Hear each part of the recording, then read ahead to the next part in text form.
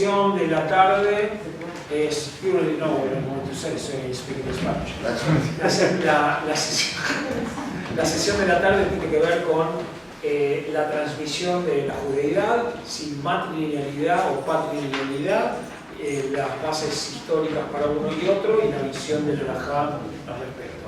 El profesor Roth ya, todos estuvieron antes.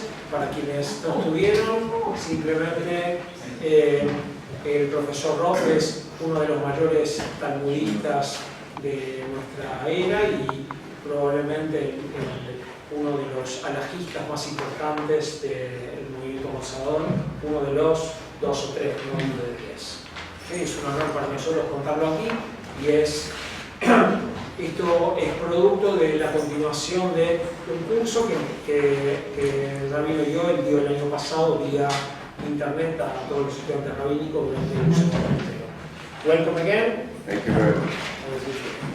So again, I always apologize that I can't speak to you in Spanish, but I don't know it, so I cannot speak to you in Spanish, so please forgive me.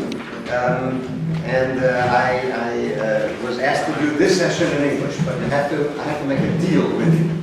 And that is, if I start speaking too fast, or if I said something in English and you didn't understand what I was saying, so wave your hand at me, and I will know that that means say it over again, or say it more slowly, or find some different words to say it in, and that way, that's the best that I can do for this. If we get really desperate, I may ask Ariel or Ernesto to be a meturgaman and explain what I said in Spanish. So I must tell you that it is my opinion that one of the greatest challenges confronting the Jewish world today, one of the greatest challenges confronting the Jewish world today is this issue of matrilineal descent and patrilineal descent. Just to make sure we understand the words, matrilineal descent means that my religion is determined by whether my mother is Jewish. Patrilineal descent means that my religion is determined by whether my father is Jewish. Those are what those two terms mean, okay? So I would like to divide what I'm saying to you today into two different parts. First, the historical part. That is, when I look back at ancient Jewish history, do I have any idea whether ancient Jewish history is patrilineal or matrilineally? I want to look at that. And then I want to ask the following question. If it turns out that when I look back historically, Jewish tradition was different than Jewish tradition is now, can we figure out when that happened? And do we have any clue as to why that happened? And that's the first part of what I want to do. All right? The second part of what I want to do is to be absolutely clear about what Jewish law has to say about this question of matrilineal and patrilineal descent, and then to ask, to the extent that the historical reality may be different than the Jewish legal reality, is there possible impact? Should we think about such a thing? Should we not think about such a thing, and why? That's what I want to do. All right? So first, I start with history. Now please, everybody, listen to me. I am a firm believer that the most authentic type of Judaism is rabbinic Judaism. All right? There's no question in my mind that that is surely the case for the last 2,000 years. It doesn't mean that there was never competition. There was competition. But Rabbinic Judaism won in all of those competitions. All right? Rabbinic Judaism defeated the Sadducees. Rabbinic Judaism defeated the Karaites. Rabbinic Judaism defeated Christianity, at least in terms of Judaism. Okay? I'm not saying it defeated it in all sorts of other terms. Okay? But in terms of Judaism. And I often read the Bible, read the Torah through rabbinic eyes. And as part of today's discussion, I will do that again. But as a modern, to call myself a scholar doesn't sound so humble, but as a modern scholar, especially when I'm talking about Bible work, I'm not a scholar at all. But when I read the Bible as a modern, I read it with a modern person's eyes. And then I read it with rabbinic eyes. That is, those are not always the same. If I give you one outrageous example, you'll understand what I'm talking about. When I study Torah, I notice that some of the laws in the book of Exodus, in Parashat Mishpatim, have parallels, have equals in the Code of Hammurabi. I notice that. I can't not notice it. Right? I know that the ancient Babylonians had a story that is very similar to the Noah story. To the Noah story, the flood. As a modern, I would feel like I'm being dishonest if I refuse to study all of those things just because they aren't the rabbinic point of view. So I make the following claim to you. There isn't a clue in all of biblical literature to what we today call conversion. Make sure they understand what conversion is, right? There isn't a clue in the entire Tanakh to what we call conversion. Well, you know what that means. That means that Joseph married an Egyptian woman. That means that Yehuda married, don't go whether it was married or not, but had relations with a Canaanite woman. That means that Moshe, that's Moshe of course, married a Midianite woman. That means that King David married a Philistine woman. And it means that King Solomon had a bunch of foreign women. How many? And, as you all know, the children of Joseph constitute 2 of the 12 tribes of Israel. No one ever says Ephraim and Manasseh were not Jewish. Gershon and Eliezer, the sons of Moshe, may not have been big stars. It's hard to follow Moshe, right? But no one ever questioned whether they're Jewish. No one ever questioned whether they're Jewish. No one ever said about Solomon's wives, how could Solomon do that?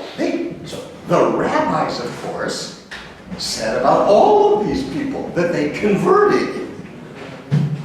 But there's no clue to that on the surface reading of the Torah. Come Shavuot, which is coming this week, at least in some shuls, right? The book of Ruth is going to be read. You like Ruth? Well, Ruth is a Moabite. Ruth And when she, first of all, I mean, her first husband died, but even when she marries Boaz, does it say she converted? No, she hunted him out on the threshing floor. I mean, that's where she found them, and they got married. And there isn't, now when we talk about rabbinic tradition, we talk about Ruth, right? Because what does Ruth say to her mother-in-law, to Naomi, when Naomi says, go back home? She says, no, I'm going with you. Your God will be my God, your land will be my land, etc. And we say that was conversion. There was no year of study, there was no mikveh, there was no, you know, she converted because she said, all right, I'm going with you. Now listen, everybody, don't throw anything at me, but in the ancient world, you all know that with very rare exceptions, when a man married a woman, the woman became part of the clan of the man. Period. That's the way it worked. The woman became part of the clan of the man. So it's arayomazeh in a certain sense. He's going to throw things at me in a minute. Watch. If an Ashkenazi man marries a Sephardi woman, besides calling that an intermarriage, right? Besides calling that an intermarriage, do they or don't they eat kitniot on Pesach? Sure they will. At least until our era, it was clear that they don't. Because the woman adopts the behaviors of the man. She becomes part of the man's clan. It was very, very, very unusual for the man to become part of the woman's clan. I'm not saying it never happened. I'm not saying it never happened, right? But it was very rare. So I must say to you, it seems to me that when I look at the Tanakh with dispassionate eyes, right, with a type of historical objectivity, there isn't a clue anywhere in the Tanakh to matrilineal descent.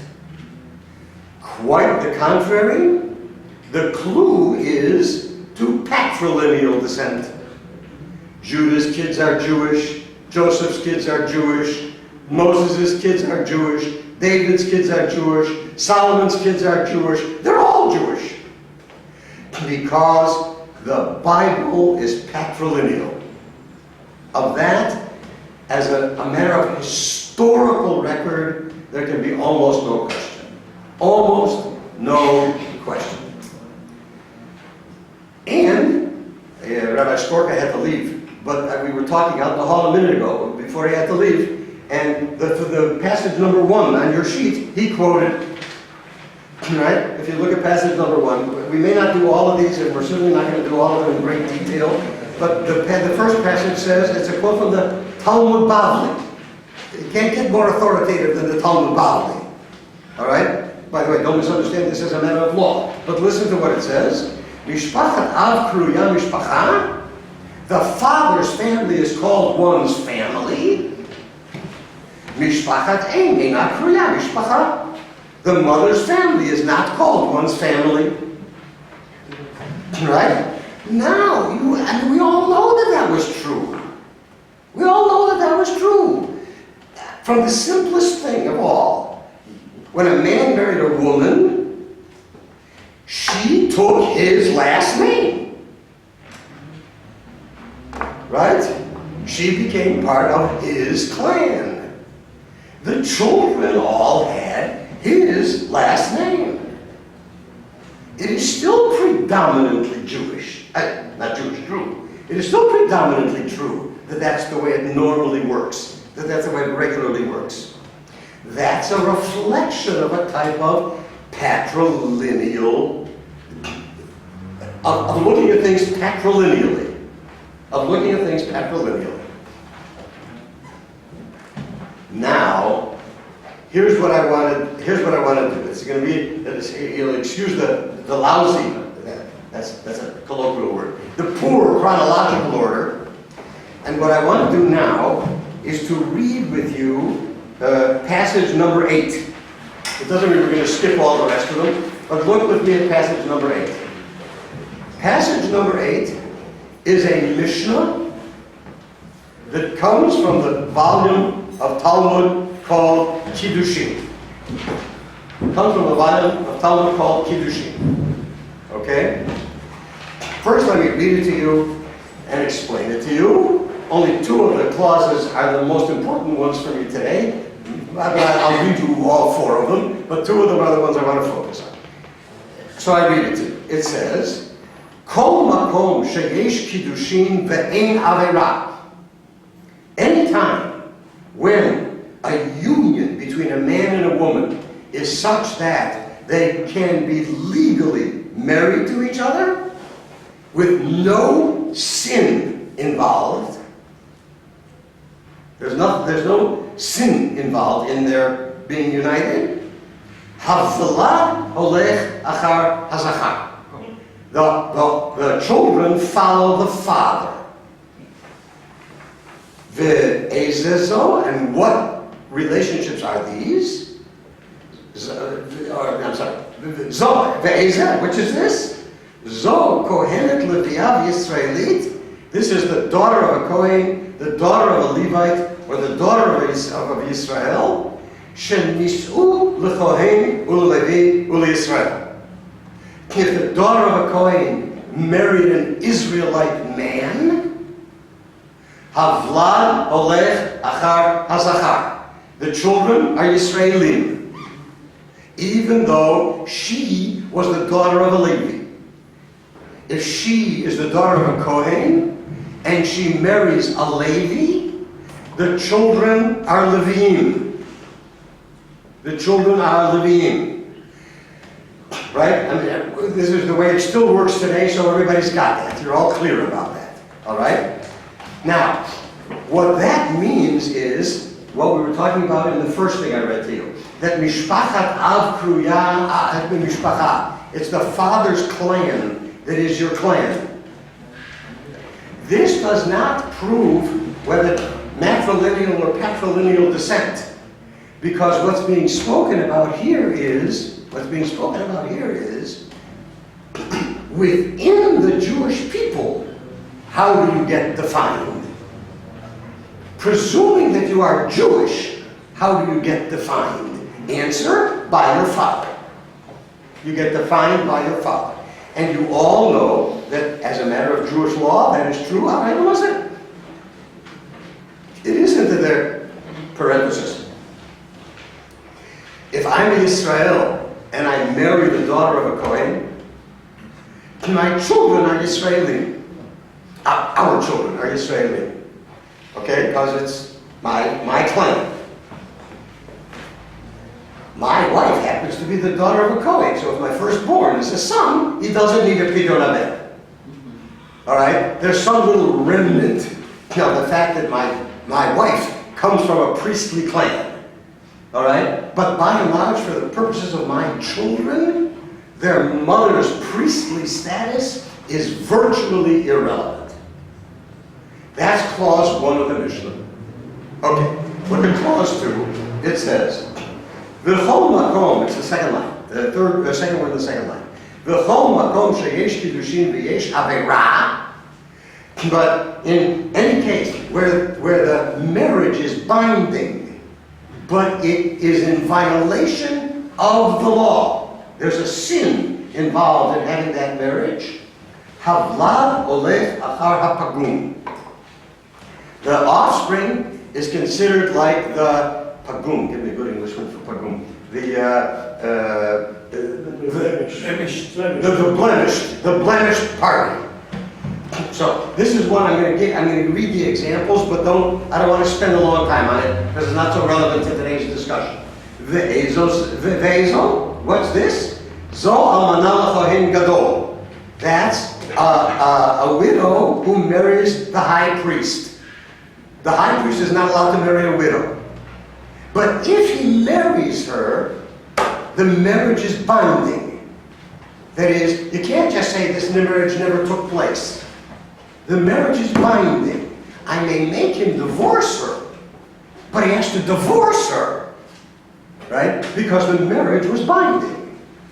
So, in that case, the Kohen gets a blemish, right? He still belongs to the father's clan, but he's pagum. He's not considered a full-blooded Kohen. Or, the other example is, a grusha v'chalutza l'Kohen hedyot. A woman who's divorced, or who has undergone the ceremony of chalitza. I'm not going to go through that, it isn't worth the time. Such women are not supposed to marry a Kohen. But if they do, the marriage is binding, and the children are blemished. They're called chalalim. Other examples, you won't like these. Mamzeret u'netina Yisrael. Don't worry about a netina. Okay? A mamzeret is a woman who's a mamzer. How's that for a wonderful translation? Right? But by the way, I don't mean that as a colloquial term. Right? I mean that as a legal term. Okay? In colloquial, especially among the people who speak a little Yiddish, to say so-and-so's a mamzer, that doesn't literally mean legally that the person's a mamzer. Okay? Okay. So whatever it is legally, which we'll get to in a minute, that if a mamzeret or a netina marries a Yisrael, a regular Jewish man, that's illegal. A Yisrael is not supposed to marry a mamzeret. If he does, the kiddushin, the marriage is binding, and the child follows the pagum, namely the child's a mamzer. All right. What's a netina? Sorry. A netina. Yeah. Netina is from the Gibeonites, who deceived Joshua and he let them become sort of part of the Jewish people, and we always held it against them that they deceived him. By the time of the Mishnah, they didn't exist anymore. Okay, that's why I didn't spend time on it. Bat Yisrael a mamzer v'lenetin. Or if I have a woman who's not a mamzeret, but she marries a mamzer, their children are mamzerim. That means we follow the one who's pagum. That's category number 2. Here's category number 3. V'chol mi she'en alav kiddushin, aval yesh la alachirim kiddushin, havlad mamzer. Any case when she cannot be married to the man at all, but she can be married to other men, the child is a mamzer. Ve'ezeh, which is this? Zeh haba alachat mikol ha'arayot shebatorah. I don't want to have a long discussion, but that means the child of an incestuous or an adulterous union. About a Kohen marrying a grusha, a divorcee, I said, they're not allowed to get married. But if they do, the marriage is binding and they need a divorce. If I try to marry my sister or my mother, the law does not recognize the validity of that union. Right? That means the marriage is not binding at all. I need no get. I might be executed, that's a different story. But I certainly don't need a get. I don't need a get, even if I'm not executed. Right? I don't need a get. Because the marriage has no legal status. Offspring of such a union are mamzerim. That's what a mamzer is, technically. The offspring of incest or or adultery. Excuse now a little parenthetical remark. Just to show you how complicated this is, but what I'm about to say is not the subject for today. Just want to give you something else to think about. In Jewish law, if a legal union between a man and a woman was terminated, was ended by a civil divorce, but no get, in the eyes of Jewish law, that woman is still married to her first husband. If that woman marries another man, even though the state of Argentina will probably recognize that as valid, and the United States will probably recognize that as valid, Jewish law says that woman is still married to her first husband, and the second union is adultery. Adultery is incestuous, and the children are mamzerim. That just gives you something to think about when we start at some point or another talking about what happens in the Jewish world when a certain segment of the Jewish world, following its own ideology, is prepared to say a civil divorce is sufficient. What happens to the offspring of such a woman in the eyes of the rest of the Jewish world who don't consider a civil divorce sufficient? And how complicated that becomes.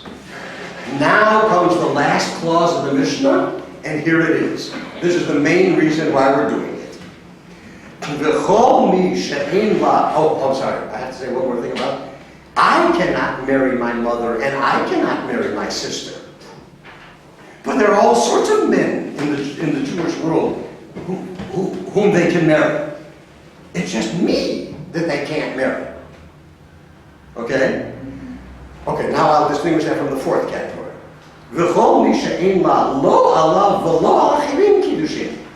And any woman who cannot be legally married either to him or any other Jewish man. Havlad kimota. The offspring are like her.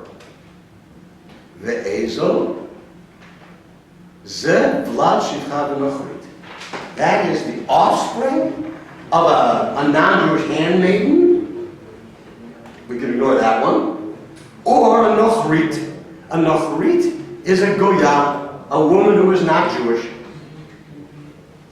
So please note, everybody, this clause of the Mishnah says that when you marry, when a man and a non-Jewish woman have a child, since that non-Jewish woman cannot be legally married not only to me, but to any other Jewish man, under such a case, the offspring are like her.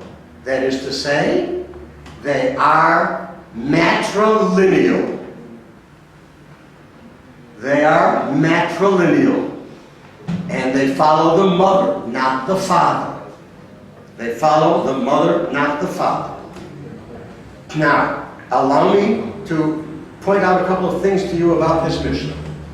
If you have studied Mishnah with any regularity, you know how unusual it is to have a Mishnah in which there's no disagreement. It's very rare to have a Mishnah in which there's no disagreement. I'm not saying it never happens, but it's very rare. This Mishnah has no disagreement. Most of the rabbinic tradition understands a Mishnah with no disagreement to be a reflection of clear, unambiguous, absolutely certain law. There's no argument about it. It must be the law. Now, for reasons that I don't want to spell out in huge, long detail, the style of this Mishnah leads one to believe that this Mishnah was probably written in the period of Yavne. What's the period of Yavne? Yavne was the place that the Sanhedrin moved, sort of right after the destruction of the temple. All right? So we're talking about the middle of, sometime between the middle of the 1st century of the Common Era to the middle of the 2nd century of the Common Era. Remember, everybody, that's about 2,000 years ago. All right? That's somewhere between 1850 and 2,000 years ago that this Mishnah gets written. And it has no argument in it, no dispute in it, none. Please note that this was only one half of the matrilineal principle. What I read to you only proved that the offspring of a Jewish man and a non-Jewish woman is non-Jewish. Well, what about the offspring of a non-Jewish man and a Jewish woman? After all, the matrilineal principle has to work both ways. Okay? Yes? Yes, something before. In what we read just before, was there a quote of some part of the Tanakh? Oh, wait, we'll get there. I promise we'll get there. All right. You mean, where did it come from is what you're trying to ask me. Yeah, I got it. I got that question. Hold on there. I want to read with you number 9. This is another Mishnah. You'll be shocked at this Mishnah. You'll be shocked. This Mishnah is talking about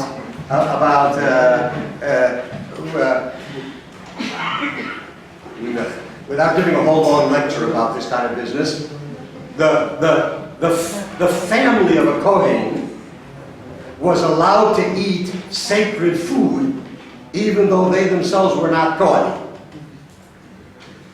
You understand? If I'm a Kohen and I get married to a woman who's an Israelite, she can eat sacred food. All right? So that's a very simple statement. It gets much more complicated than that.